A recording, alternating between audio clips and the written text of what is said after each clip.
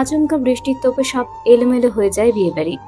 মোহিত ইক্ষণ যতটা পেরেছে সামলে নিয়েছে। মোহিত নীলিমা আপাতত মেহমান কক্ষে আছে। এরই মধ্যে ঘটে গেছে আরেক ঘটনা। আছিয়া তার ভগ্ন হৃদয় নিয়ে বাবার আদেশে রাতেই মহল ছেড়ে চলে যায় পরিবারকে সাথে নিয়ে। আরেফা আকুতি করেও রোকমানের সাথে বিবাহতে রাজি করাতে পারেনি।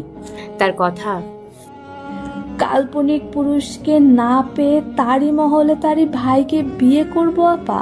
কি করে পারবো ওনাকে সামনে রেখে অন্যজনের সংসার করতে? তার থেকে সবকিছু পেছনে ফেলে চলে যাওয়াই ভালো। ভেবেছো আপা মাত্র একটা রাতের ব্যবধানে কি হয়ে গেল আমার সুন্দর জীবনে? আমি কখনো তোমাদের ক্ষমা করব না, না করব নিজের দমাতে না পারার অনুভূতিকে। সদ্য বিয়ে ভাঙা মন তার ভীষণ জটিল এবং ভঙ্গুর। শোক ও হতাশা নিয়ে চলে যাওয়ার সিদ্ধান্ত নেয় আছিয়া। ইচ্ছেগুলো স্বপ্নগুলো নষ্ট হয়ে গেছে তার উন্মাদ বেপরোয়া অনুভূতির কারণে।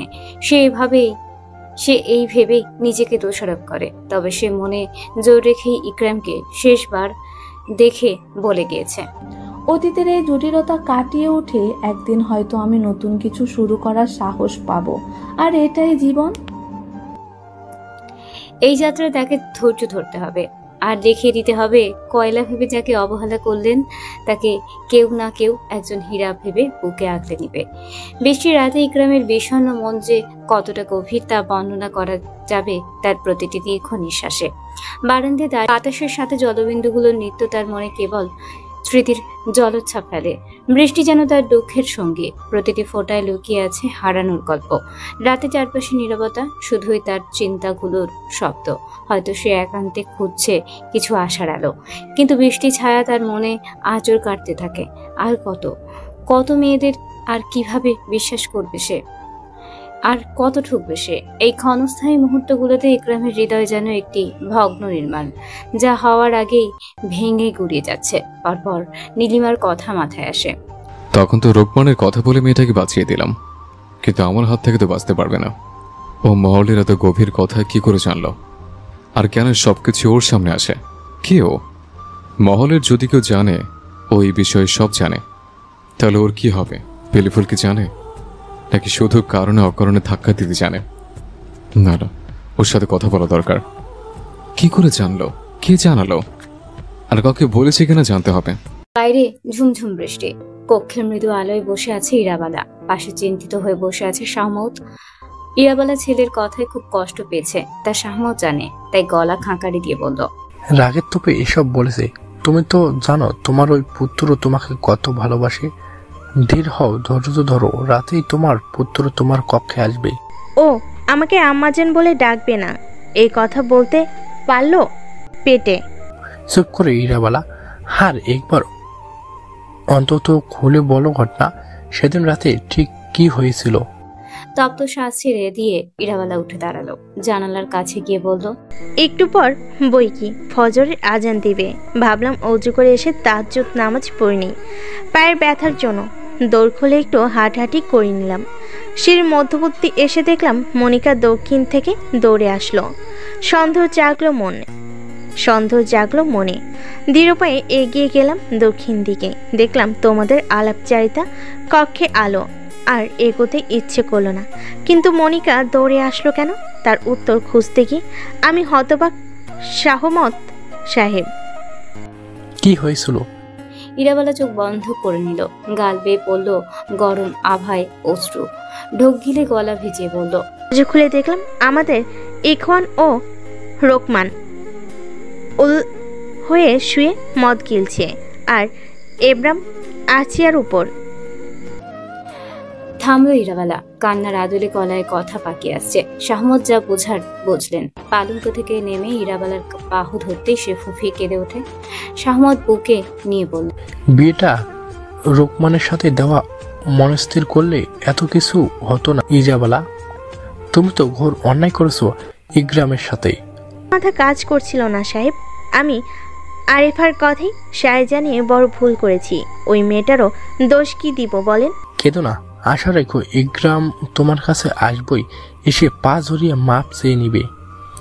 পা জড়িয়ে মাপ চাইতে হবে না, ওকে বলবেন সে যেন আমার বুকে আসে। ঠিক আছে, এখন থামো। নীলিমা দু হাতে পালঙ্কে ঠেকিয়ে মেঝেতে দৃষ্টি স্থির রেখে ভাবনায় আছে। প্রথমত তার দিকে ইকরাম শরীফ এইভাবে তাকিয়েছিল কেন? দ্বিতীয়ত উনি যদি ইরাবালা হয়ে থাকেন তাহলে সেদিন ভাত চেয়ে নিয়ে কে খেলো আমার থেকে? আমার তো স্পষ্ট মনে আছে ওই চেহারা, একই কণ্ঠের মানুষ, একই সাথে কিভাবে উনি আমাদের বাড়িতে ওইভাবে বিস্তীর্ণ চেহারায় যাবে কেন? কোন উদ্দেশ্যে নিয়ে গিয়েছিল, নাকি গেলেও আমাকে সেদিন আর আজকে দেখে চমকালো না কেন? এমন ভাব করলো আমাকে চেনেই না। নীলিমা, দর খেয়ে নে। মোহিত খাবারের থালা বাড়িয়ে দেয় নীলিমার দিকে। নীলিমার হুঁশ হয় না। মোহিত নীলিমার বাহুতে হাত রাখতে সে পাশ ফিরে পড়ল।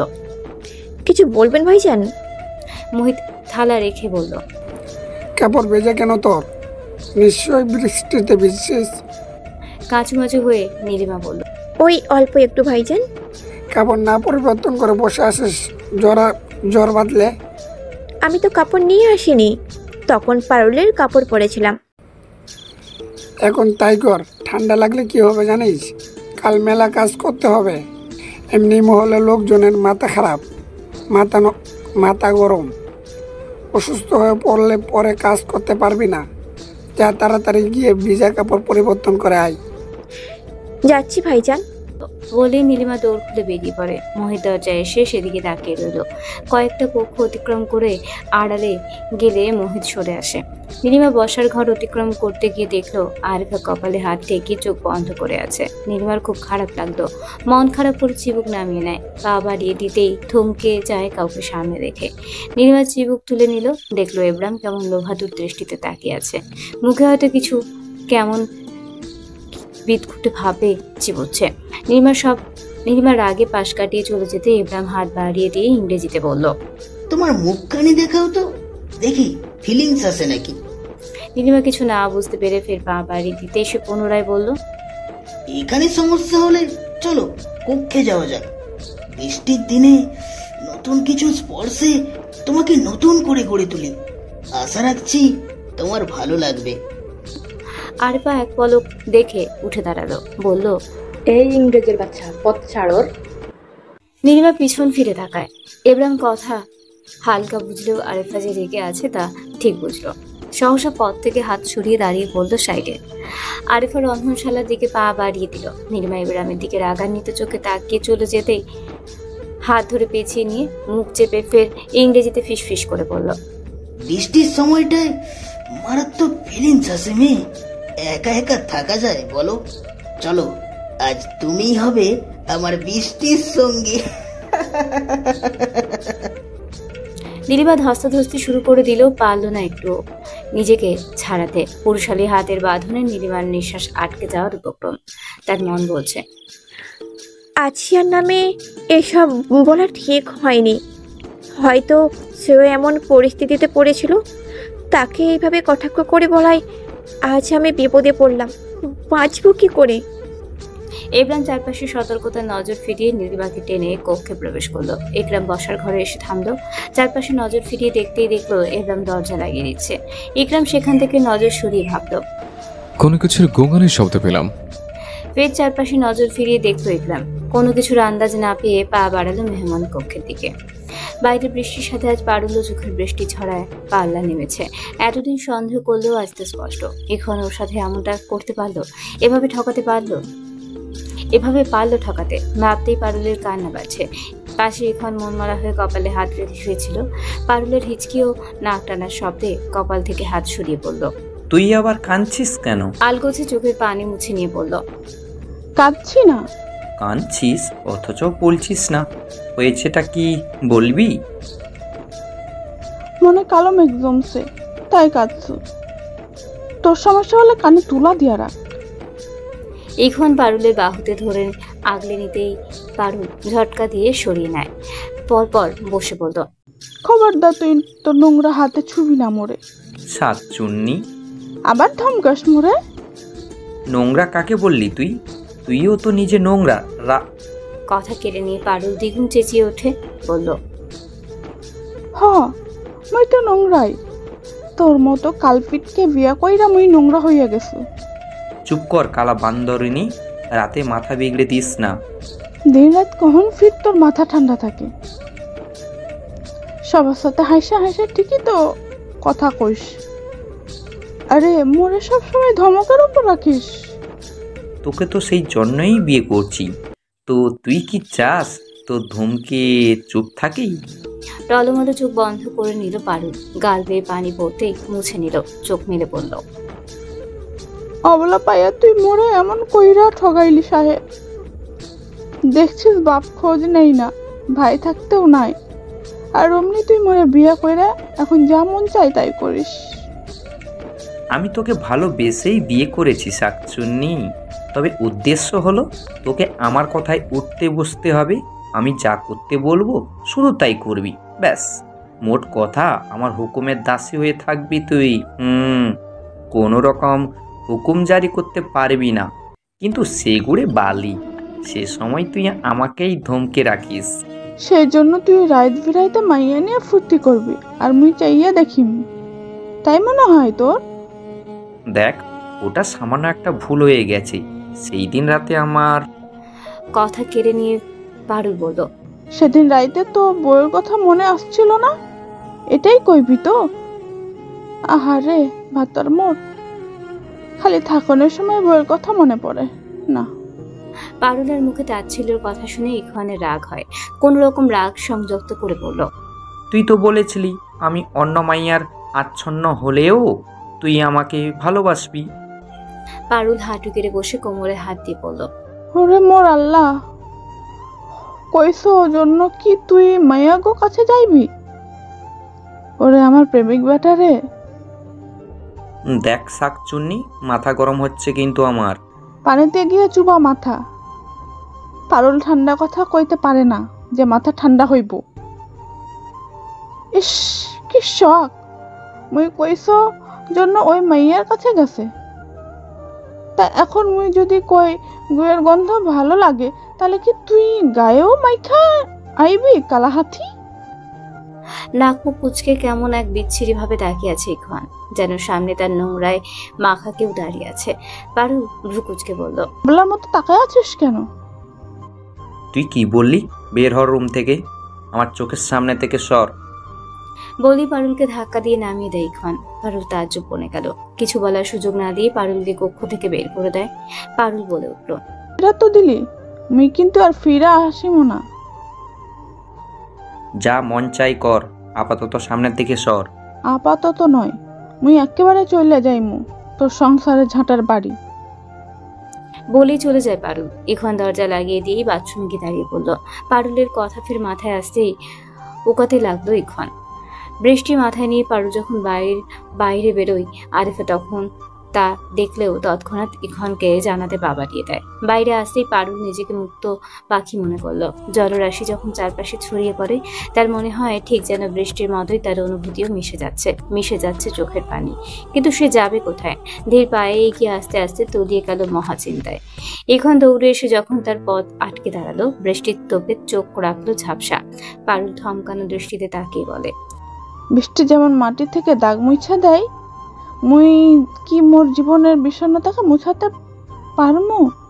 ইখওয়ান স্তব্ধ হয়ে যায়। পারুলের কথায় যেন বৃষ্টির আর্দ্রতায় বুকের কষ্টের আঘাত আরো বেড়ে যায়। পারুল বৃষ্টির মধ্যে চোখের পানি মুছে নিয়ে বলল, বৃষ্টি থাইমলা গেলে তো পুরা মহল শুকায় যাইব, কিন্তু মোর মনের কষ্টগুলা শুকাইব?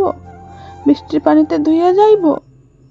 ইখওয়ান আকাশ পানে চেয়ে চোখ বন্ধ করে নিল। পারুল ফের পা বাড়িয়ে দেয়। ইখওয়ান চোখ মেলে তাকিয়ে বলল, তুই যদি চলে যাস এই বৃষ্টির মধ্যে, মনে রাখিস বৃষ্টি শেষে আমার জানাজা হবে। পারুল পা থামিয়ে পিছনে ফিরে তাকায়। সহসা ইখওয়ান চোখ বন্ধ, দু হাত মেলে দিয়ে বলল, তুই যদি হাজার বাচ্চার মা হয়ে যাস, গালে চামড়া ঝুলে পড়ে ক্ষণক্ষণে বুড়ি হয়েও যাস, তবুও এই ইখওয়ানের পাষাণ বক্ষে তোর জায়গা থাকবে, আর সেটা ভিতর হোক আর বাহির। পারুল দাঁড়িয়ে বলল, জানাজার কথাটায় মনে দাগ কাটলো, আর পারল না সামনে পা বাড়িয়ে দিতে। পিছন ফিরে ঝড়ের বেগে দৌড়ে সে ইখওয়ানকে জড়িয়ে ধরলো। বলল, পারুল ভালা কইরা ধর কালাহাতি, যেন তুফান আইলেও সরাতে না পারে। ক্লান্ত ও অসুস্থতায় নীলিমার শরীরের সমস্ত জোগাড় করা শক্তি হারিয়ে ফেলে। এমন অবস্থায় আবার ভয়ের কারণ। মৃদু শব্দে আমার আব্বা বলে জ্ঞান হারিয়ে ফেলে। তখনই নুয়ে পড়ে ইকরামের হাতের পেশিতে। ইকরাম পাজাগোলা করে তুলে নেয়, পরম যত্নে আগলে নিয়ে বেরিয়ে আসে জঙ্গল থেকে। ঘোড়ার পিঠে হালকা ছুঁয়ে দিতে এসে সামনে পা এলবো করে নিল। নীলিমাকে বসিয়ে দিয়ে এক হাতে আগলে নিয়ে বসে পড়ল নিজেও। পরপর বুকে মিশিয়ে নিয়ে এক হাতে ঘোড়ার রশি টান দিতেই উঠে দাঁড়ালো, ছুটল উদ্দাম বেগে। ঝাঁকুনির তোপে নীলিমা গুঙিয়ে উঠে বলল, আব্বা আব্বা। ইকরাম ধীরে গতিতে টানল ঘোড়ার রশি। সহসা ঘোড়া থেমে যায়, চলতে লাগে ধীরে ধীরে। ইকরাম মাদকতায় বলল, কি হচ্ছে বেলিফুল? নীলিমা তড়িৎ গতিতে চোখ মেলে তাকায়। কারোর বুকে আছে বুঝতে পেরে সরে আসতে চাইলে ইকরাম শক্ত হাতে চেপে ধরে বলল, পড়ে যাবে। ছাড়ুন আমাকে, অস্বস্তি হচ্ছে। ইকরাম হাসলো, ফের ছুটলো উদ্যম বেগে। নীলিমা না চাইতেও জড়িয়ে ধরল গলা। রাগে অনুতাপে খামচে ধরল ইকরামের গলার নরম পাশটা। ব্যথা পেল, ইকরাম একটু শব্দ করলো না, না থামলো। তার মন বলছে, তুমি আমার বেলিফুল হলেও নিষিদ্ধ ফুল, যার গন্ধে নেওয়া বারণ। তবুও নেওয়া স্বাদ জাগছে, হৃদয়ে জানান দিচ্ছে রক্তিম আলো। স্বপ্নের খোঁজ নিয়ে আসা তুমি যে দূরের ভালোবাসা। ওই আকাশে বাতাসে ভাসছে এক নতুন দিনের গল্প। নীলিমা পড়েছে লজ্জার টোপের মুখে, আবার ভয়ে জর্জরিত মন। ইকরামের বক্ষে তার বক্ষপথ মিশে আছে ভাবতেই ছলকে উঠল সে। বরফের মতো শিরদাঁড়া ঠান্ডা হয়ে গেছে। ইতিমধ্যে গায়ের লোমগুলো কাঁটা দিয়ে দাঁড়িয়ে গেছে। বাতাসের বেগে অজানা শব্দ তার কানে জানান দিচ্ছে, যুদ্ধ যুদ্ধ যুদ্ধ শুরু হতে চলেছে। নিজেকে কঠিন রূপে প্রস্তুতি নিয়ে গড়ে তোল, সেখানে শুধু ভয় আর শূন্যতা। তোকে লড়াই করে বাঁচতে হবে। নীলিমার নিঃশ্বাস আটকে আসছে। সহসা ঠান্ডা বাতাসে ঝাপটা এসে লাগলো তার শরীরে। আঘাতপ্রাপ্ত জখম হয়ে নীলিমা অজান্তেই খামচে ধরল পুনরায়। রোহিত খাওয়া দাওয়া করে সবে মাত্র প্রবেশ করলো কক্ষে। মনিকা মন খারাপ করে বলল, 3 বেলায় ওদের সাথে খাও কেন তোমরা? কই ইখওয়ান আর ইকরাম তো খায় না? বিরক্ত হয়ে তাকায় রোহিত। মনিকা ফের বলল, আমার কি ইচ্ছা করে না এক বেলায় তুমি আমার সাথে এক টেবিলে বসে খাও?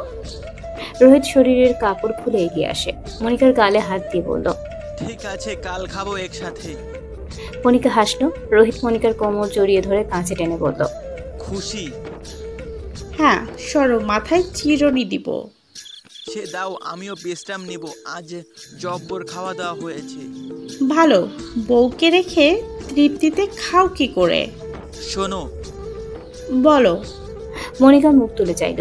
রোহিত থুতনিতে হাত দিয়ে বলল, তোমার ওই উড়ুর পেশি আর বক্ষপটের নরম মাংস আমার খুব প্রিয়, বারবার খেতে মন চাই। মনিকা লজ্জা পেয়ে সরিয়ে নিল নিজেকে। আয়নার সামনে গিয়ে বলল, খাওই তো। রোহিত ঠোঁটে দিয়ে হেসে ওঠে, গিয়ে শুয়ে পড়ে পালঙ্কে। মনিকা ব্যস্ত হয়ে পড়লে মাথায় চিরুনি দিতেই চোখা দৃষ্টিতে তাকিয়ে রইল রোহিত। দৃষ্টি তার মনিকার উড়ুতে। হঠাৎ ইকরামের বাজখাই গলার স্বরে হতচেতন হয়। মনিকা রোহিতের দিকে এক পলক তাকিয়ে আঁচল টেনে মাথায় দিল। রোহিত বেরিয়ে পড়ল, পিছনে বেরোলো মনিকা।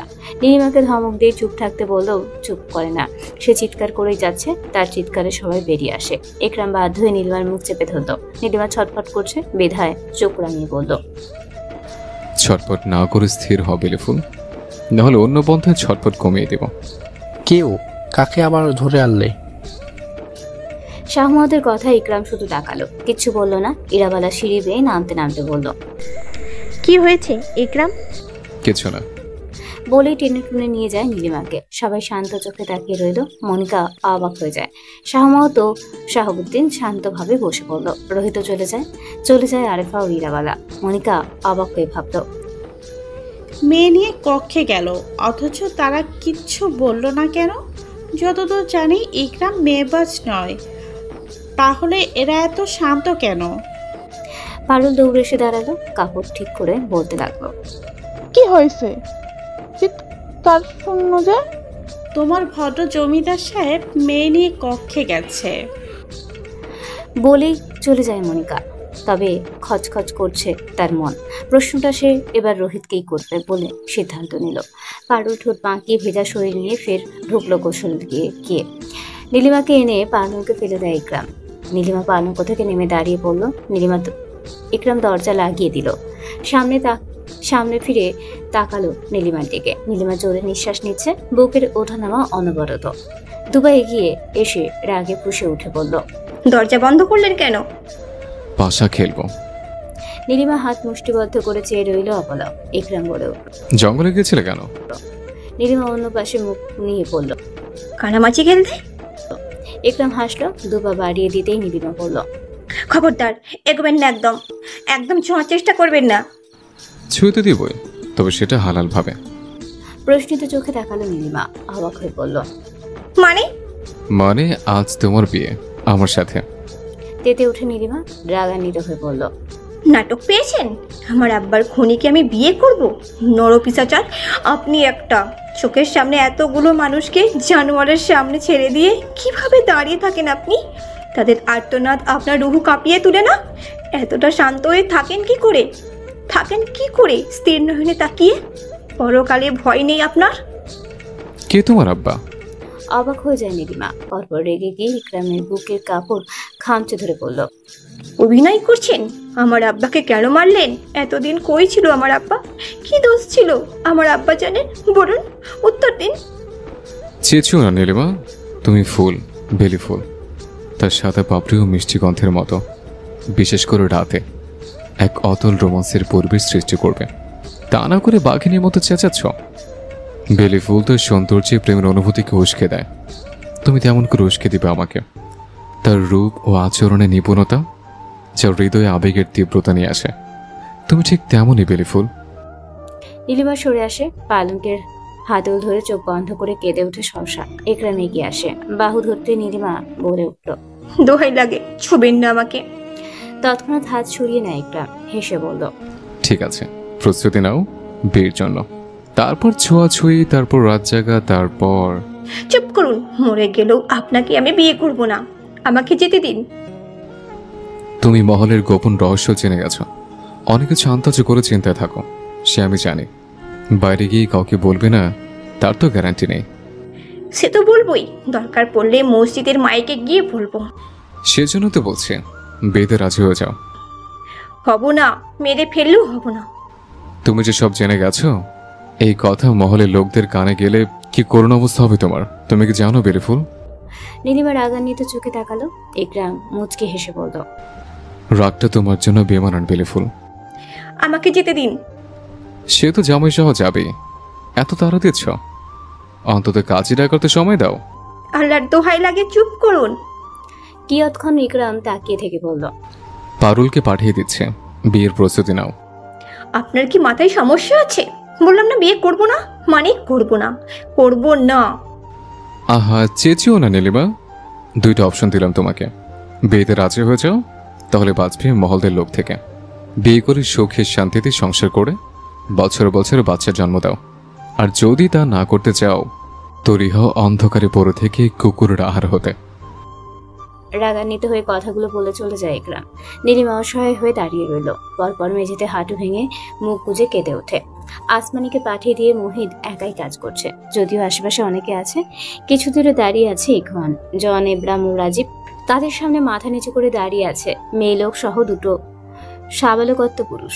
মোহিত তপ্ত শ্বাস ছেড়ে দিয়ে কাজে মন দিল। ওখানে রাজীব ও ইখওয়ান এক প্রকার তর্কে জড়িয়ে পড়ল। পরপর আবার নিজেরাই শান্ত হয়ে গেল। কিছু সময়ের ব্যবধানে পারুল দৌড়ে এসে ইখওয়ানকে বলে উঠল, সকলের ছুটি হয়ে গেছে? কেন, কি দরকার? পারুল আশেপাশে নজর ফিরিয়ে দেখলো মোহিতকে, দেখেই বলল, ওই তো আছে।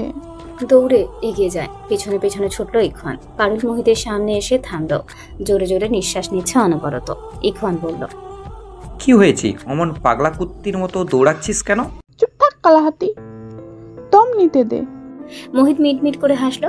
পারুল তখনই বলে উঠল, ভাইজান, বড় সাহেব নীলিমা বুড়ে তুইলা আনছে, বিয়ে করবে নাকি? বুবু রাজি হচ্ছে না, সাহেবও ছাড়ছে না। মোহিত উঠে দাঁড়ালো, অবাক হয়ে বলল, কি বলছিস? ইখওয়ান রাগান্বিত চোখে তাকিয়ে বলল, মাথা গেছে তোর? গেলে কি দেখতে পারতি? আর মাথাটা যাইব বা কই? পরেক্ষণেই মোহিতের দিকে তাকিয়ে ফের বলল, মোরে কইল গিয়া বিয়ার সাজ সাজাইতে বুবুরে, দেখে তো মুই চমকে উঠনু। মোর হাতের বিয়ের পোশাক দেখার আগে ফুসে সব নিয়ে ছুঁড়া মারলো আর কইল মরে গেলেও বিয়েতে রাজি হইব না। পারুল ফের থামল। মোহিত পা বাড়িয়ে দিতেই ইখন বলল, থাম, এই আত পাগলির কথা বিশ্বাস করা মানেই বোকামি। এবার চুপ তো। নীলিমা বাবু কইল দেখাই আইলাম। ভাইজান তুই তাড়াতাড়ি যা, সাহেব খুব রাইগা গিয়া কক্ষে ঢুকছে। মোহিত আর দাঁড়িয়ে থাকলো না, বড় বড় পা বাড়িয়ে দৌড়ে চলে যায়। ইখন পারুলকে বলে উঠল, ভাইজান হঠাৎ মহিদের বোনের পিছনে লাগলো কেন? কি মই জানো? তোর ভাইজানরা গিয়া জিগা। এত কিছু জানিস? আর এটা জানিস না মহলে কি বাল থামলো ইখন, পরপর বলল, শুধু আমার পেছনেই লাগতে পারিস? তাহলে কি তোর মতো অন্য বেটার পিছে লাগিমু জমিদারের বাচ্চা? বলেই পা বাড়িয়ে দেয় পারুল। ইখন রাগে দাঁত চিপিয়ে বলল, আজ রাতেই তোর সব রাগ আর ডেমাক ধুলোয় মিশিয়ে দিব। আমার মুখে মুখে তর্ক করা না। এদিকে নীলিমার মুখ বাঁধা, হাত দুটো পিছনে ধরে জড়িয়ে আছে ইকরাম। বধূর সাজে সাজিয়ে যাচ্ছে আরেফা। তবুও নীলিমা নড়াচড়া করছে, তার ভীষণ লজ্জা করছে। ইকরাম না তাকালেও কেমন অস্বস্তিতে আইটাই করছে বুক। ইকরাম কিঞ্চিত রেগে গিয়ে বলল, আর একবার নড়চড় উঠলে ভাবি জানের সামনে শুরু করে দেব। নীলিমা ধমকানো দৃষ্টিতে তাকায়, ঘাড় বাঁকা করে। ইকরামের ঠোঁট নিজের কপালে ছুঁয়ে যায়। ইকরাম ফিসফিস করে বলল, আমার থেকে ধৈর্য দেখছি তোমার কম, বলতে না বলতে নিচে এগিয়ে আসছ। নীলিমা কতমার চোখে তাকালে ইকরাম ফের বলল, ওইভাবে তাকিও না পিলিফুল, তোমার দৃষ্টির সংঘর্ষে শুনছে যুদ্ধের কণ্ঠস্বরের আওয়াজ। চোখে ছড়িয়ে পড়ছে অদ্ভুত মায়াবী জলরাশি। আমার হৃদয় গভীরে ভালোবাসার গোপন কান্না। শত্রুতার আড়ালে থাকো তুমি, সে নিষিদ্ধ ফুল যার গন্ধে আমি মাতোয়ারা। আরিফা মুখের বাঁধন খুলতে এসে বলে উঠল, শুনুন, যাই করুন আমি কবুল বলছি না। তুমি না বললে তোমার নানা বলবে। সেই আমার নানাকে নিয়ে এসে বিয়ে করুন। বড্ড কথা বলো। তোমার ভাগ্য সুপ্রসন্ন যে আমি শান্ত আছি। হাতটা ছাড়ুন আমার। সহসা ইকরাম নীলিমার কাঁধে থুতনি রেখে গালে গাল মিশালো। নীলিমা স্থির হয়ে চোখ বন্ধ করে নিল। আরিফা আড়ালে মুচকে হেসে সাজাতে লাগলো। ইকরাম ফিসফিস করে বলল, নারীকে আয়ত্তায়নের কৌশল ইকরাম জানে। নীলিমা ফিসফিসিয়ে বলল, আপনাকে আমি খুন করব। সে তো হয়েই গেছে। কোথায় আমার বোন নীলিমা? বসার ঘরে বসে থাকা শাহাবুদ্দিন ও শাহমত দাঁড়িয়ে বলল, কি হয়েছে মোহিত? তোমার বোন তো চলে গেছে সকালেই। বলল। এখন দৌড়ে এসে মোহিতের হাত ধরে বলল, শান্ত হয়ে যা, আমি দেখছি। মোহিত তবুও বলল, আমার বোনের যদি কিছু হয়ে যায় আমি কাউকে ছাড়বো না। ভাইজান কিছুতে এবার হবে সমুদ্র মশাই। পরপর নীলিমা ও ইকরামের কথা শুনে মোহিত থমকে যায়। বেশি থমকে যায় বোনকে বধূ সাজে দেখে। মোহিতের গলা শুনে একে একে বেরিয়ে আসে। এখন হা মেলে আহত বাকের ন্যায় তাকিয়ে আছে নীলিমার দিকে। পারুল এসে দৌড়ে গিয়ে দাঁড়িয়ে পড়ল নীলিমার পাশে। ইকরাম এক হাত ধরে থাকায় নীলিমা এগিয়ে আসতে পারছে না। রোহিত মনিকা আসলে থমকে যায় মনিকা। রোহিত অবাক হয়ে যায়, পরপরই ভাবল, কে এই রাজকুমারী, কোন মহলের? ভাইজান কেঁদে উঠল নীলিমা। মোহিত নীলিমা বলে এগিয়ে যেতেই ইকরাম টেনে বুকে আগলে নিল। মোহিত পা থামিয়ে দেয়। ইরাবালা নেমে আসে। ইকরামের বুকে নীলিমাকে দেখে হকচকিয়ে গেল। পা বাড়িয়ে এগিয়ে এসে বলল, কি হচ্ছে ইকরাম? কে এই মেয়ে? মহিদুলের বোন। ইরাবালা থমকে যায়। তীক্ষ্ণ দৃষ্টিতে তাকিয়ে রইল নীলিমার দিকে। কান্নার আদলে সাজের নাজেহাল অবস্থা হলেও বেশ সুন্দর লাগছে দেখতে। পারুল ভয়ে ভয়ে আছে। পরপর ইকরামের দিকে তাকাতেই ভ্রু কুঁচকে যায়। শাহমত কিঞ্চিত রেগে যায়, বলে উঠলেন, কিছু বুঝতে পারছি না ইকরাম, তুমি কি বিবাহ করবে নাকি বিবাহ দিবি? বুকে কেমনে লেপটে ধরে আছে দেখছেন ভাইজান? আপনার মনে হয় বিবাহ দেওয়ার জন্য ধরে আছে? মোহিত হাত ভেঙে বসে পড়ল। দু হাত তুলে কান্নায় ভেঙে পড়ে। থেমে থেমে বলে উঠল, আমার বোনকে ছেড়ে দিন সাহেব। আমি জানি না ও কি ভুল বা অপরাধ করেছে, তবে কথা দিচ্ছি ও আর কোনো ধরনের অপরাধ করবে না। আমি বুঝিয়ে বলবো, তবু দয়া করুন সাহেব। নীলিমা ভাইয়ের দিকে তাকিয়ে কেঁদে আকুল। পারুল নীলিমাকে ধরতেও পারছে না পারছে কিছু বলতে। এখন রোহিতের হুঁশ হয় মোহিতের কান্নায়। ইকরাম কিছু বলবেই তার আগে ইরাবালা বলে উঠল, মাশাল্লাহ, আমি তো এমন একটা চাঁদের মতো বৌমা চেয়েছিলাম, শেষমেশ আল্লাহ আমার মনের ইচ্ছে পূরণ করলো। বলে নীলিমার থুতনি তুলে নিল, আবার বলল, ইকরামের আব্বা, বিয়ের বন্দোবস্ত করুন। মহলে ঢোক ঢালের শব্দে মনোরঞ্জন করে তুলুন গ্রামবাসীদের। পারুলের হাসি চওড়া হয় হয় আরেফারও। মহিদ অবাকের চরম পর্যায়ে এসে হামিলে তাকিয়ে আছে কান্না ফুলে। রোহিত মানতে পারলো না, এ হতে পারে না। সে তো চেয়েছিল মহলের তার বউয়ের থেকে কোনো সুন্দরী মেয়ে না আসুক। ইকরাম তীক্ষ্ণ দৃষ্টিতে তাকায় মায়ের দিকে, ভাবে, আমার মন রক্ষার্থে এসব বলছে নাকি স্বার্থ আছে? যেই থাকুক, আমি বেঁচে থাকতে আমার বেলি ফুলের গায়ে একটা আছরও লাগতে দিব না। ইখন মাথা চুলকে ভাবতে লাগলো, নয় রাজপুরী শালি, যেই দিন মুখের পর্দা সরাতে বললাম, বললো নাকি ঘা, আর সেটা নাকি 12 মাসই থাকে। তখন কি ঘেন্নাই না করতাম, ভাবতাম পারুলের সামনে থাকে কি করে, ভাবতেই আর দেখার ইচ্ছা করেনি। কিন্তু মেয়ে আমাকে এত বড় ধোকা দিল, শালি বোঝাপড়া হবে, এই নিয়ে প্রস্তুত থাক। রোকমানের কথায় তো অনেক নড়ে সবার। সে কাজী সাহেবকে নিয়ে হাজির। ইকরাম বের হয়ে আসে, রোকমানকে পাঠিয়ে দেয় কাজী ডাকতে। ইখওয়ান মোহিতকে তুলে নিয়ে বলল, কিরে, অমন করেই এখনো বসে আছিস কেন? শাহমত এগিয়ে এসে কাজীকে নিয়ে বসে পড়লেন। থমথমে মুখ নিয়ে পাশে বসলেন শাহাবুদ্দিন। রোহিত চলে যায়। মনিকা এখনো অপলক তাকিয়ে আছে নীলিমার দিকে। অসময়ে ঘুম থেকে উঠে দুলতে দুলতে আসেন রমেলা। মনিকার পাশে দাঁড়িয়ে বলল, একটু হট্টগোল কিসের বোমা? ইকরাম শরীফের বিবাহ। বলে ইকরামের দিকে তাকালো মনিকা। ইকরাম নজর সরিয়ে নেয়। রমেলা নীলিমার দিকে তাকিয়ে কিছু বলার পূর্বেই নীলিমা সহসা বলে উঠল, আমি ভাইজানের কাছে যাব। ইরাবালা ইকরামের দিকে তাকিয়ে রইল। ইকরাম নীলিমার হাত ছেড়ে দিল, একটু হেলে কানে কানে ফিসফিস করে বলল, মুখে লাগাম দিও বিউটিফুল। কিছু বলার আগেই তোমার পরিবারের কথা ভাবিও, বিশেষ করে ছোট ভাইয়ের কথা। বলেই গলা খাকারি দিয়ে বলল, ওদের ভাই বোনদের কক্ষে তোর ব্যবস্থা করো ইখন। চলে যায় ইকরাম। ইরাবালা মিষ্টি হেসে নীলিমাকে বলল, ভয় নেই, আমি আছি মা। পারলোকে আমার কক্ষে নিয়ে যাও, ভাইয়ের সাথে কথা বলার ব্যবস্থা করো। রোকমান কাঁদা কাঁদা চেহারায় তাকিয়ে আছে। ইখন আচমকা রোকমানের দিকে তাকিয়ে বলল, তোর আবার কি হলো? বিয়ে করতে ইচ্ছে করছে? সামনে মাথা নাড়িয়ে না বলল, মুখে কিছু বলার চেষ্টা করছে, কিন্তু আ আ আ ছাড়া কিছু বের হলো না। ইকরাম ভ্রু কুঁচকে বলল, বেচারা বিয়ের নেশায় কথা বলতেই ভুলে গেছে। চিন্তা করিস না, সামনের মাসে লাল শুক্রবার দেখে তোর বিয়ে দেওয়ার চেষ্টা করব।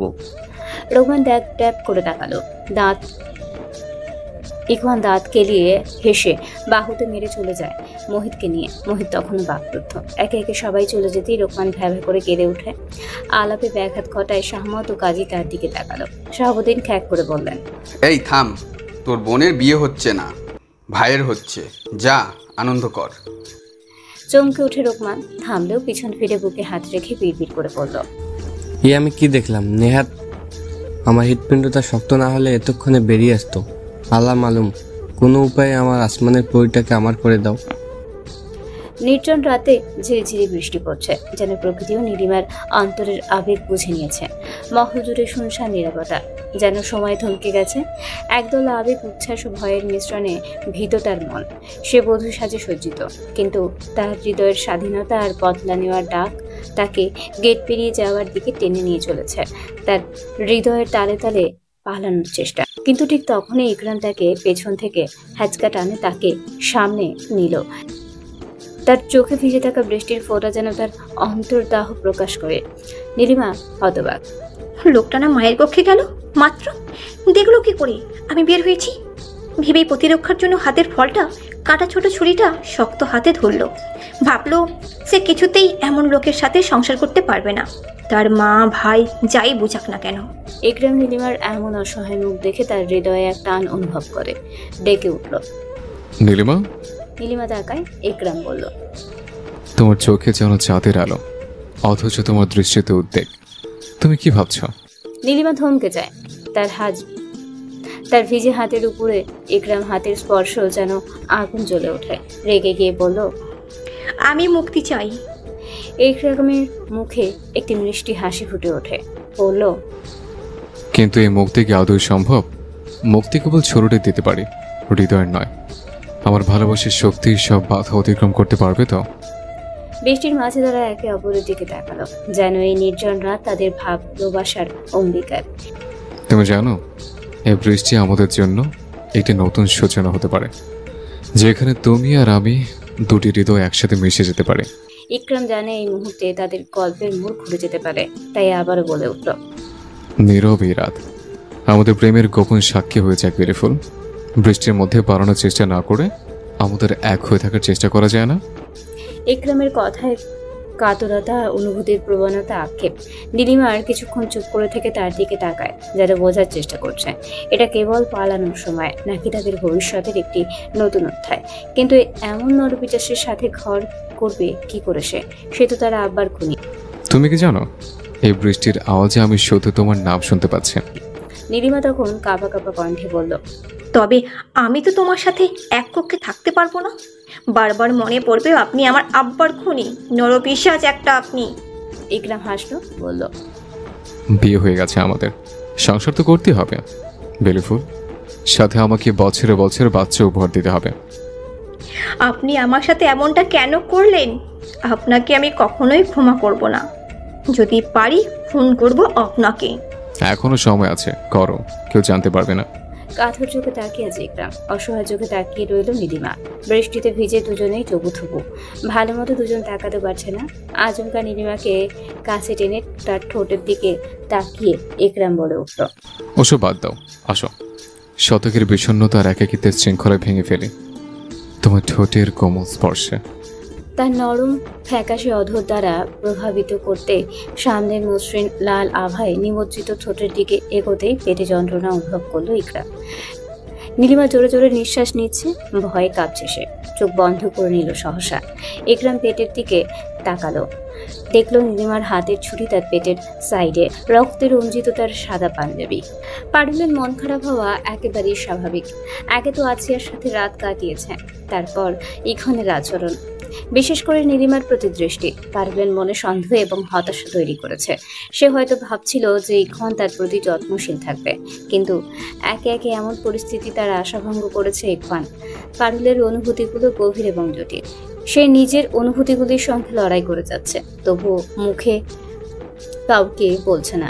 বললে হয়তো কিছু সময় এবং সমর্থন তাকে এই পরিস্থিতির মোকাবিলা করতে সাহায্য করত। এখন পাশ ফিরে পারুলকে জড়িয়ে ধরল। পারুলের ভাবনায় ছেদ ঘটে, কোনো রকম প্রতিক্রিয়া না করে চুপচাপ করে থাকলো। পারুলের কাঁধে মুখ চেপে ধরে সে বলল, রাগ করেছিস? তুই নীলিমার বোর দিকে অমন কইরা চাইয়া আসলি কেন? হালকা হয় হাতের বাঁধন। পারুলকে সামনে নিয়ে বলল, আমি তো ওরে কখনো দেখিনি, তাই দেখছিলাম। জানিস, ওই মেয়ে আমাকে মিথ্যা বলেছিল। কি মিথ্যা? বলেছিল নাকে ঘা, আর সেটা নাকি 12 মাসই থাকে। পারুল হাসলো না, না বলল কোনো কথা। মনমরা হয়ে পাশ ফিরতে ইখন ফের সামনে নিয়ে বলল, কি হয়েছে তোর? কিছু হয় নাই, শর্মই ঘুমাইমু।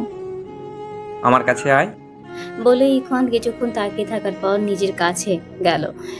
শরীরের সমস্ত ভার পারুলের শরীরে ছেড়ে দিয়ে গলায় মুখ গুজিয়ে দিতেই পারুল বলে উঠল, আশিয়ার লাগে তুই ঘনিষ্ঠ হয়েছিলি, তাই না? খুব ঘনিষ্ঠ। কান্নামাখা গলায় কথাগুলো বলল পারুল। ইখন সরে এসে শুয়ে পড়ল নিজ জায়গায়, বলল, ওটা সামান্য ভুল শাকচুন্নি, কতবার বলবো আমি হুঁশে ছিলাম না। পারুল হু হু করে কেঁদে উঠে পাশ ফিরে খামচে ধরল পালিশ, বলে উঠল, বরাবরই মোর কপালটা খারাপ জমিদার সাহেব। মাহারা হইয়া বাপের ভালোবাসা পাইনু না, সৎ মায়ের গালি আর মায়ের খাইয়া বড় হনু, শেষমেশ তোরে ভরসা কইরাও ঠকনু। কেন কেন সাহেব এমন করলি মোর সাথে? আচমকা ইখন পারুলকে জড়িয়ে ধরে বলল, তুই কাঁদলে আমার বুকে ব্যথা হয় কেন? আমি সহ্য করতে পারছি না, দয়া করে চুপ কর। আমি আজ তোকে ছুঁয়ে কথা দিচ্ছি, আমি আর কোনো মেয়ের কাছে যাব না, ওটাই প্রথম আর শেষ। হিচকি তুলছে পারুল। ইখন শক্ত হাতে জড়িয়ে ধরে, পিঠে ঠোঁটের ছোঁয়ায় মেতে উঠল। পারুল কান্নায় চোখ খিচে নিল। দারোয়ানের ডাকে বেরিয়ে আসে ইখন ও পারুল। ইকরামকে রক্তাক্ত বসে থাকতে দেখে দৌড়ে আসে পারুল। পাশে হাতের বাহু চেপে ধরে বসে আছে নীলিমা। ইখন ও ইরাবালা শাহমতকে ডাকলে অন্য কক্ষ থেকে বেরিয়ে আসে তারা। নীলিমা অবাক হয়ে যায়, স্বামী স্ত্রী তারা, অথচ আলাদা কক্ষ থেকে বেরিয়ে আসলো কেন? ইরাবালার রাজাহারিতে হুশে এলো নীলিমা। ইকরাম ব্যথা হজম করে বলল, নীলিমাকে আগে দেখুন, ওর চিকিৎসার ব্যবস্থা করুন তাড়াতাড়ি। ইরাবালা সন্ধিহান চোখে তাকালো নীলিমার দিকে। নীলিমা চোখ সরিয়ে নেয়। শাহমত বলে উঠল, কি করে হলো এসব পুত্র? এত রাতে বাইরেই বা কেন তোমরা? হাঁটতে বের হয়েছিলাম আব্বাজান, তখনই ডাকাত এসেছিল মহলে। সে কি ইকরাম? তুমি ইকরামকে ডাকবে না একা একা? এটা কি প্রশ্ন করার সময়, নাকি চোখের সামনে আমার সত্য বউটাকে বিধবা হতে দেখবেন? ইরাবালা থেমে যায়। ইখওয়ানের দিকে তাকিয়ে বলল, বৈদ্যকে নিয়ে আসো ইখওয়ান। হামিলে তাকিয়ে আছো কেন? দুঃখিত আম্মাজান, এক্ষুনি নিয়ে আসছি। শাহমত পাশে বসে চেষ্টা করলেন আঘাতটা কতটা গভীর। ইরাবালা পারুলকে দেখে বলে উঠল, বোমা, রন্ধনশালা থেকে হলুদ আর সরিষার তেল নিয়ে আসো আমার কক্ষে। নীলিমা এসো। নীলিমা উঠতেই ইকরাম বসিয়ে দিয়ে বলল, যা করার আমার সামনেই করুন, আমি একা একা থাকতে পারবো না। রাগান্বিত চোখে তাকিয়ে রইল নীলিমা। পারুল মুচকি হেসে বলে উঠল, সাহেব দেখছি এখনই বউ ছাড়া থাকতে পারছে না। বেশি কথা না বলে যাও পারুন। পারুল ঠোঁট টিপে হেসে চলে যায়। নীলিমা চিবুক নামিয়ে নিল রাগে। ইরাবালা নীলিমার পাশে বসে মাথায় হাত বুলিয়ে দিতেই নীলিমা তীক্ষ্ণ দৃষ্টিতে তাকায়। সকালে সূর্যের প্রথম আলো এসে পড়েছে ঘরের ভেতরে। নীলিমা আড়মোড়া ভেঙে পাশে তাকাতেই চমকে ওঠে। পরপর মনে পড়ে রাতের কথা। হাতের আঘাতপ্রাপ্ত স্থানে তাকিয়ে তাকালো সামনের পুরুষের দিকে। ইকরামের মুখাব্বয় যেন শান্তির প্রতীক, কিন্তু নীলিমার মনে একটি অশান্তির স্রোত বইছে। তার পাশে শুয়ে থাকা মানুষটি, যার সাথে এখন আজীবন থাকতে হবে, সেই লোকটি তার আব্বার খুনি। নীলিমার হৃদয়ে নতুন অনুভূতি, একদিকে ভালোবাসার সৃষ্টি, অন্যদিকে ঘৃণা। নীলিমা গভীরভাবে ভাবতে থাকে, কি জটিল এই সম্পর্ক। তার চোখের কোণ অশ্রু জমতে শুরু করে। কিন্তু ঠিক এই মুহূর্তে মনে পড়ে যায় ইকরামের হাসি মুখ, তার স্নেহময়ী হাত। নীলিমা ভাবত, যদি ভালোবাসা সবকিছুতে জিততে পারে, তাহলে কি ওনাকে আমি ক্ষমা করে দেব? ভেবে ইকরামের দিকে তাকায় নীলিমা। তার ঘুমন্ত মুখে একটি পবিত্রতা দেখল। এই চিন্তার গুঞ্জনে ভেসে যাওয়ার সময় ইকরামের চোখ খুলে যায়। নীলিমা লজ্জায় তড়িৎ গতিতে চোখ বন্ধ করে নিল। নীলিমার আবেগময় দৃষ্টিতে ইকরাম বুঝতে পারে কিছু হয়েছে। ইকরাম ফিসফিস করে বলে, তুমি কি তাই ভাবছো যা আমি ভাবছি? নীলিমা কষ্টের সাথে উত্তর দেয়, আমি কি জানি আপনি কি ভাবছেন। তা তুমি কি ভাবছো বেলিফুল? আচমকা আপনার সাথে জড়িয়ে গেলাম, কিন্তু আমি কিভাবে আব্বার হত্যাকারীর মধ্যে ফাঁক খুঁজে ফেলবো বলতে পারেন? কতগুলো নিরীহ মানুষের জীবন নিয়েছেন এইভাবে। ইকরাম উঠে বসে অনেক কষ্টে। তার চোখে উদ্বেগ। বলে উঠল, সকাল সকাল এই নিয়ে পড়লে সকালটা ভালো কিছু দিয়ে শুরু করতে হয়, কিন্তু আমার ভালোবাসা যদি তোমাকে ক্ষমা করতে শেখায়, তাহলে আমি তোমার পাশে আছি, আর সব প্রশ্নের উত্তর সেদিনই পাবে। নীলিমা একটু চুপ থাকে, হৃদয়ের ক্ষত নিয়ে। তবে তার জন্য ইকরামের চোখে ভালোবাসা স্পষ্ট। নীলিমা বসে পড়ল, শাড়ি ঠিক করে নেমে পড়ল। ইকরামও আলগোছে নেমে আসে। নীলিমা ইকরামের দিকে তাকিয়ে বলল, নিচে শুয়েছিলাম, উপরে কি করে গেলাম? কাঁধ উঁচিয়ে বলল, আমি কি জানি। বেশিক্ষণ তাকিয়ে থাকতে পারল না নীলিমা। ইকরাম উদাম শরীরে, কিন্তু সে জানে ইকরাম ছাড়া এই কাজ কেউ করবে না। ইকরাম এগিয়ে এসে নীলিমার বাহুতে হাত রাখতেই সে বলল, আমাকে ছোঁয়ার চেষ্টা করবেন না। যদি জোর জবরদস্তি করেন তাহলে দেহই পাবেন, আমাকে আর আমার মন একটাও পাবে না। আপাতত আমার দেহটাই দরকার, যে দেহ তাই দেওয়ার জন্য দরকার আর কি। খাইয়ে দাইয়ে মোটা করে নিতে হবে। কি বলো তো, আমার শাশুড়ি মা কি খেতে দেয়নি জামাইয়ের বাসায় এসে জামাইয়ের হাতে খাবে বলে? আপনার মতো তো আর মানুষ মেরে এসে তৃপ্তি খেতে পারি না, তাই আপনার মতো মোটা তাজা লম্বা হতেও পারি না। বলে বাইরের দিকে পা বাড়িয়ে দেয়। ইকরাম হেসে বলল, খোটা দেওয়ার জন্য ভালোই প্রস্তুত থাকে। বাসার ঘর অতিক্রম করে নীলিমা বাইরে যাচ্ছে। সেখানে বসে থাকা রমেলা বলে উঠল, এই মেয়ে। নীলিমা থেমে ঘোমটা টেনে তাকালো। শাহাবুদ্দিন ও শাহমত আর চোখে একবার দেখলো। রমেলা বলল, বাসি কাপড়ে এখনো আছো? ছিছি, মহলে তো অমঙ্গল অংশকার থেকে যাবে। নীলিমা লজ্জায় পড়ে গেল, কি বলবে ভাবতেই পারুল বলে উঠল, কিছু হইলে তো গোসল করবে, তোর দেহাইয়া কাম নাই, সাত সকালে বুবুরা শরম দিচ্ছিস। বলেই খাবারের থালা নিয়ে এগিয়ে যায় পারুল। নীলিমার দ্বিগুণ লজ্জা পেয়ে বিড়বিড় করে বলল, তুইও খুব শরম থেকে বাঁচাইলি। বলতে বলতে চলে যায় নীলিমা। শাহাবুদ্দিন লজ্জা লুকাতে শাহমত হিসেব খাতা দেখছেন, সেখানে উকি দিলেন। পরপরই ক্ষণ বেরিয়ে আসতে পারুল কুচকে বলল, যে দেখলি লিলিমা বু বেয়ারে গেল অমনি তুইও বের হইলি। এখন রেগে পুনরায় কক্ষে যেতেই পারুল ফের খ্যাক করে উঠে বলল, আবার কই যাচ্ছিস? শাহমত কিঞ্চিত রেগে বলল, তাড়াতাড়ি কর্মস্থানে যা, সব কয়টা বউ পাগল। এখন দাঁড়িয়ে পড়ল। রেগে গিয়ে কি বলবে ভাষা পেল না। রাগান্বিত চোখে তাকিয়ে আছে। শাহমত খ্যাক করে বলল, দেখ আবার তাকিয়ে আছে ওখানে, গাধাটা একা আছে, না জানে কি থেকে কি করছে। বলেই ফের হিসাব খাতায় চোখ রাখলো। এখন পা বাড়িয়ে বিড়বিড় করে পড়ল, শালা বউ মানুষ পুষে শখ মিটে গেছে। পারুল ঠোঁট বাঁকিয়ে চলে গেল। রমেলা নিজের ছেলেকে গাধা বলায় কটমট চোখে তাকালো শাহাবুদ্দিনের দিকে। শাহাবুদ্দিন আমতা আমতা করে ভাইকে বলল, ও তো আমার ছোট ছেলে ভাইজান। শাহমত এক পলক দেখে বলল, ওই একই হলো। বলে হিসাব খাতাটা আরেকটু উঁচিয়ে ধরলো যেন রমেলার সাথে চোখাচোখি না হয়। শাহাবুদ্দিন গলা খাঁগাড়ি দিয়ে চলে যেতেই রমেলা বলল, কক্ষে আসুন। নীলিমা সোজা কাজের জায়গায় এসে উকি দিয়ে দেখলো তার আম্মা নেই তুলিও। মনটা ছলকে উঠলো তুলির কথা ভাবতেই। চলে যাওয়ার জন্য পিছনে ফিরে পা বাড়িয়ে দিতে ইক্ষণকে দেখে চমকে ওঠে।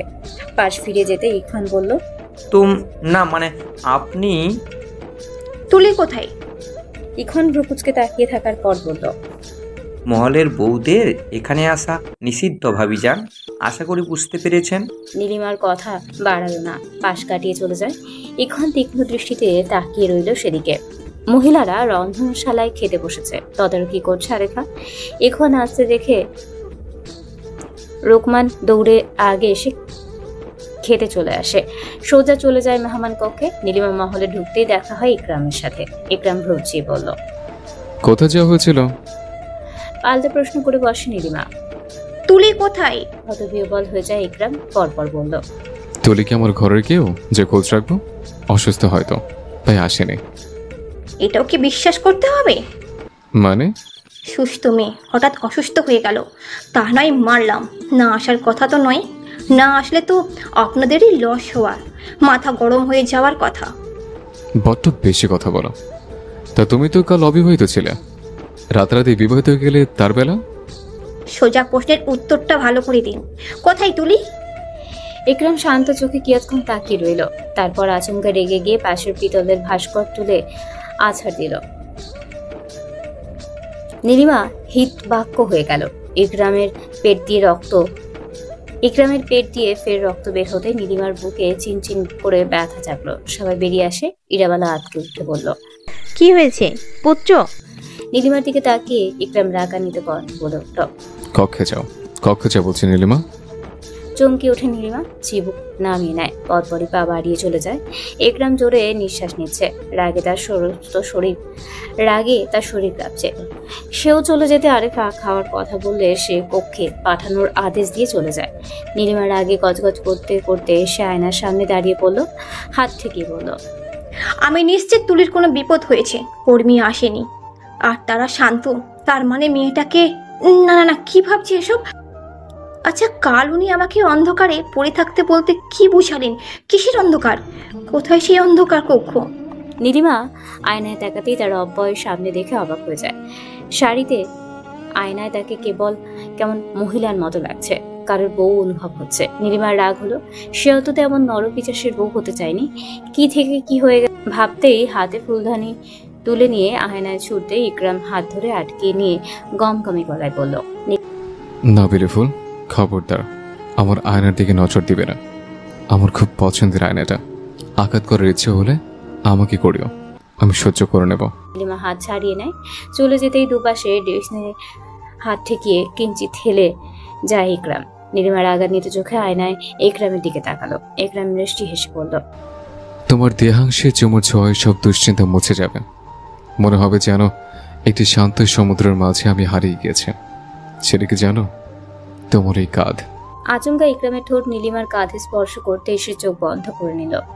এই মুহূর্তে গভীরতা যেন সময়ের সমস্ত গণ্ডি ভেঙে দিল। হৃদয়ের কাঁপন তার শ্বাসে নাচতে লাগলো, যেন প্রতিটি নিঃশ্বাস লজ্জার। ইকরামের হাত তার পেটের মাঝে নিখুঁত ভাবে চলে যায়, যেন একটা প্রেমের কাহিনী আছে। নীলিমা পাথর বনে গেল। হৃদয়ের মধ্যে প্রবাহিত হচ্ছে এক সুর, তার আবেগ জানান দিচ্ছে, যা হচ্ছে হতে দে। এটি একটি শুধু প্রেমের মাধুর্য, যা তোদের অন্তর থেকে অনন্তের দিকে চলে যাবে। ইকরাম কাঁধ থেকে ঠোঁট সরিয়ে আয়নায় লজ্জিত মুখখানার দিকে তাকালো, সরিয়ে নিল হাত। সহসা নীলিমা চোখ মেলে তাকায়, চোখাচোখি হয় দুজনের। ইকরামের চোখের গভীরে এক মহাকাশ লুকানো। নীলিমা অনুভব করলো এ যেন আত্মার সঙ্গে আত্মার সংযোগ, এক অদৃশ্য শক্তি যা তাদের বেঁধে রেখেছে। সবকিছু অদৃশ্য হয়ে গেলেও শুধু তার হৃদয়ের ধুকপুকানি সুর, যে সুর সে নতুন করে জীবন খুঁজে পায়। মনিকা এক বুক হতাশা দমিয়ে দাঁড়িয়ে আছে দরজার সামনে, মনে মনে বিষাদ, অসহায় চোখে কাতরতা সূচক চাহনি। সে ভাবলো ইকরামের একটু ছোঁয়া পেতে সে কত বাহানা খুঁজত, আর এই মেয়ে না চাইতেও সব পেয়ে যাচ্ছে। চোখ বন্ধ করে নিল মনিকা, পরপর মেলে আড়ালে দাঁড়িয়ে বলল, আসবো? নীলিমা তড়িৎ গতিতে সরে আসে। ইকরাম কিঞ্চিত রেগে গিয়ে বলল, আপনি? চাচি যান খাবার পাঠিয়ে দিলেন। ইকরাম দাঁড়িয়ে থেকে ভাবলো, আম্মাজান ঠিক চাচ্ছেনটা কি? পরপর বলল, আসুন ব্রেকে তাড়াতাড়ি চলে যান। মনিকা নিঃশব্দে রেখে এক পলক দেখলো নীলিমাকে। নীলিমা জোরে জোরে নিঃশ্বাস নিচ্ছে। ইকরামের দিকে তাকাতেই চুপচাপ চিবুক নামিয়ে চলে যায়। আসো খাইয়ে দাও, ব্যথে হাত নাড়াতে পারছি না। নীলিমা কিঞ্চিত বিরক্ত হয়ে বলল, হাতে ব্যথা আমি পেয়েছি, আপনি না। সে তো বাম হাতে, বেশি কথা না বলে এসো, খাইয়ে দাও। ব্যথা তো আপনার পেটে, হাত নড়াতে কষ্ট হচ্ছে মানে? তুমি কি এখন কৈফিয়ত নিবে? অসুস্থ মানুষের সাথে আমার ব্যবহার আল্লাহ সহ্য করবে না ধাক্কাওয়ালি। নীলিমা বেজায় বিরক্ত হয়ে যাচ্ছে। এদিক ওদিক করে তপ্ত শ্বাস টানলো।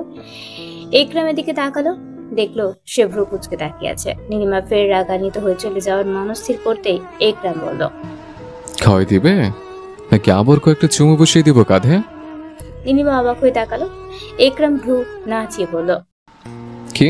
নীলিমা না চাইতেও রাগে এসে দাঁড়ালো পাশে, গমগমে স্বরে বলল, নিন বসুন। বিশ্বজয়ের হাসি দিয়ে ইকরাম বসে পড়ল। সন্ধ্যার বর্ণিল সময়ে নীলিমা ইরাবালার কক্ষ থেকে বের হয়ে সিঁড়ি বেয়ে নেমে আসছে। চারিদিকে পাখিদের নিরে ফেরার তারা, কিচিরমিচির শব্দের সমাহিত মহলের চারপাশ। একটু পর আজান দিবে হয়তো।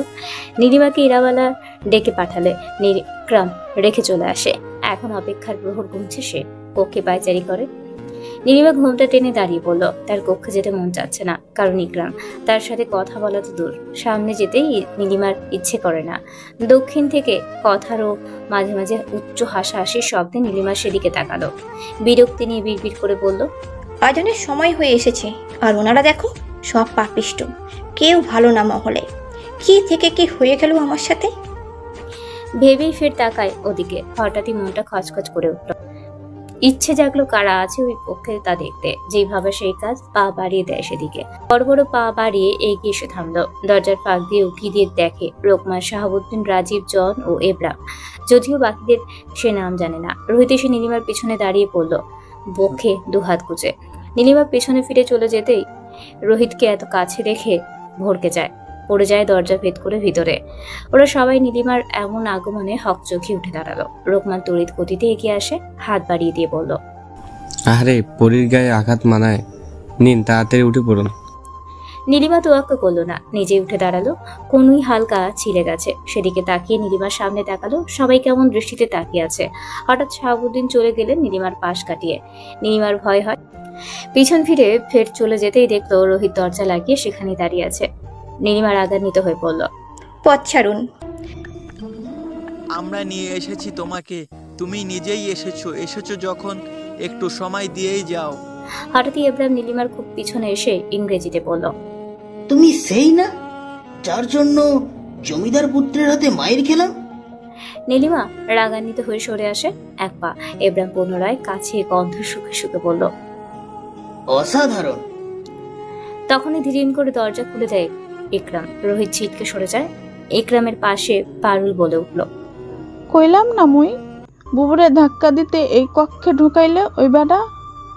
পারুলের আঙুল অনুসরণ করে ইকরাম রোহিতের দিকে তাকালো। রোহিত ফিচেল হেসে বলল, কেউ ধাক্কা দেয়নি, আর তোর বউ এসে ওকে দিয়ে চলে যাওয়ার সময় আমাকে দেখে ভয় পড়ে যায়। তা আমার বউ ভয় দরজা লাগিয়ে দিয়েছে বুঝছে? এতক্ষণ ইব্রাহিম কাজুমাজু করে জনের পিছনে দাঁড়িয়ে আছে। রোকমান ভয়ে ঢোক গিলছে বারংবার। রাজীবের তো পালাই পালাই চেহারা। রোহিত আর কিছু বলতে পারল না। রোহিতের থেকে নজর সরিয়ে ইকরাম নীলিমার দিকে তাকিয়ে রাগান্বিত কণ্ঠে বলে উঠল, কক্ষে আসো নীলিমা, আজ তুমি দেখবে ইকরামকে আর কি কি করতে পারে। নীলিমা চিবুক নামিয়ে নিল। ইকরাম এগিয়ে এসে নীলিমার হাত তার হাতের মুঠোয় নিয়ে বলল, মেয়েদের তো কৌতূহল আমার একদম অপছন্দ বিলিফুল। চলো এবার তোমার কৌতূহল মেটাতে আমি কিছু মিছু করি, যেন আর কখনো কৌতূহল না জাগে।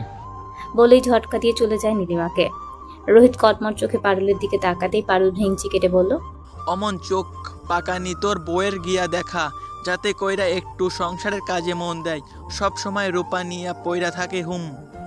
বলেই পারুলও চলে যায়। রোকমান ও রাজীব ঠোঁট টিপে হাসছে। ইব্রাহিম সামনে এসে ইংরেজিতে বলল, কি বলে গেল মেয়েটা? রোহিত দাঁতে দাঁত চিবিয়ে বলল, বলল যে তুমি একটা হারামজাদা। ব্রু কুচকে ইব্রাহিম বলল, হোয়াট ইজ হারামজাদা? রোহিত পা বাড়িয়ে দিয়ে পিটপিট করে বলল, বালের প্যাচাল পারতে আর ভালো লাগে না। ইব্রাহিম রোকমানের দিকে তাকালে সে দাঁত কেলিয়ে হেসে বলল, বিউটিফুল আর নাইস। এই শহরের অর্ধেক সৌন্দর্য সব ফুলে আর বাকি অর্ধেক বেলি ফুলে, মানে তোমাতে।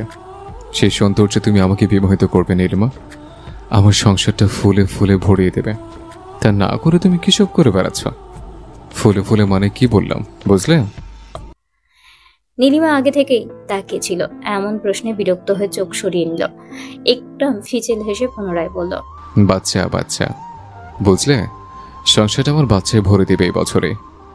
নীলিমা মুখ ফুসকে বলল, 1 বছরে একটা বাচ্চা হয়। ইকরাম ঠোঁট চেপে চোখ পিটপিট করে তাকিয়ে রইল নীলিমার হুঁশয়। লজ্জায় অন্য পাশে তাকিয়ে বলল, খুশি হওয়ার দরকার নেই, কথার কথা বলেছি। ইকরাম মাথা ঝাঁকিয়ে হাসলো, পরপর গলা খাকারি দিয়ে বলল, যাক, যা বলতে চাইলাম শোনো, মহলের বউ মানে সংসার সামলাবে, স্বামীকে সামলাবে, বাকিদের শ্রদ্ধা সম্মান করবে। কোথায় কি হলো, কি হচ্ছে, কেন হলো, কেন করছেন, এসব নিয়ে মাথা ঘামাতে যেন না দেখে। বিশেষ করে কাজের জায়গায় যাবে না। আজই প্রথম, আজই শেষ। কোন কক্ষে কি হবে সেটা তোমার জানা দরকার নেই। আম্মাজান ভাবি সাহেবার ও পারুলের কক্ষ তোমার জন্য উন্মুক্ত, আমার কক্ষ তো তোমার জন্য বরাদ্দ। মনে থাকবে এসব? আপনার বলা হয়েছে? হ্যাঁ মানবো, তবে শর্তে। ঘুমাও। ইকরাম চলে যায়। নীলিমা হতবাকের ন্যায় তাকিয়ে রইল। পরক্ষণে নিজেই পা বাড়িয়ে দরজার সামনে আসতে পুনরায় ফিরে আসা ইকরামের সাথে ধাক্কা খায়। ইকরাম কোমর জড়িয়ে ধরে বলল, এই তো বেরিয়ে গেলাম, তাতে থাকতে পারছো না? একেবারেই বরের পেছনে ছুটছ।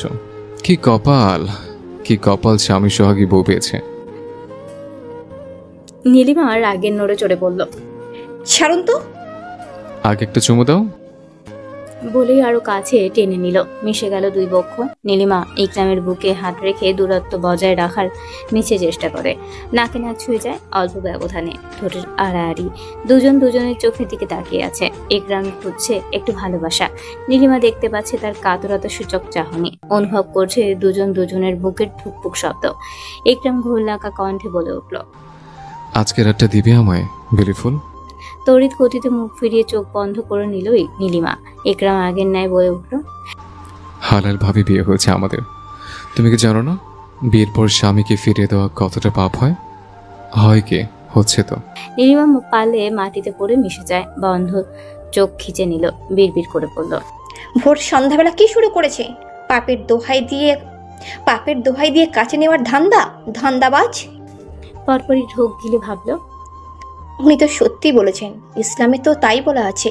কিন্তু ওনাকে দেখলেই তো আমার মাথা গরম হয়ে যায়, শরীর শিরশির করে ওঠে ওনাকে খুন করতে। খুন কথাটি মাথায় আসতে নীলিমা চোখ মেলে তাকালো। ইকরাম সেই নয়নে তাকিয়ে আছে। নীলিমা বলে উঠল, কিন্তু আপনি আঘাতপ্রাপ্ত হয়েছেন, আগে সুস্থ হয়ে নিন। ইকরাম ব্রকুচকে তাকিয়ে রইল, ভাবল, নীলিমা নিশ্চয়ই না বুঝে বলে ফেলেছে। যাই আরেকটু লজ্জা দিই।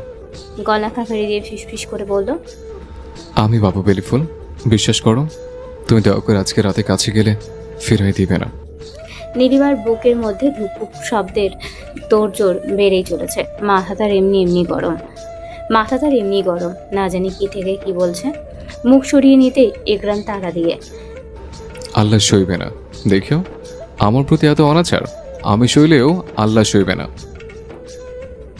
বলে নীলিমাকে ছেড়ে দিয়ে এগিয়ে যায় সামনে। আড়ালে অবশ্য মুচকে হাসলো ইকরাম। নীলিমা হতবিহ্বল হয়ে যায়। কি বলে এই লোক? বিয়ে মাত্র একদিন পার হলো, এত অনাচার মানে কি বোঝালেন উনি? পারুল হাতের গতি বাড়িয়ে কাজ করছে শব্দ করে। এখন মাত্র ফিরল, বিশ্রাম করবে বলতেই পারুল সারাদিনই এক্ষুনি বিছানায় গুছাতে লাগবে। এখন কোমরে 2 হাত রেখে রাগান্বিত চোখে তাকিয়ে আছে উদাম শরীর তার। এবার তেতে উঠে বলল, সারাদিন তুই করিসটা কি? আমি মানুষটা মাত্র ফিরলাম আর তোর কাজ শুরু হয়ে গেল।